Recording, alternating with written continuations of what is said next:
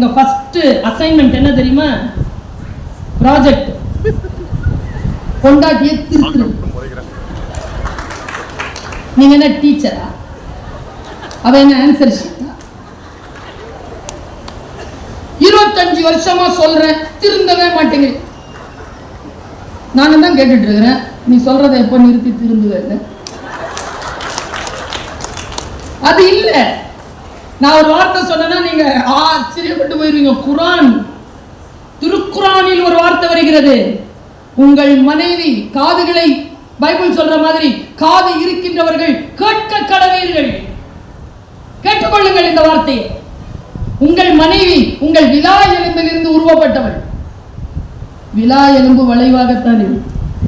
அதை நேராக்க முயற்சி செய்தார், அது உடைந்து. உங்கள் நெஞ்செலும்பு உடைவதற்கு நீங்கள் ஏன் முயற்சி செய்வீர்கள்?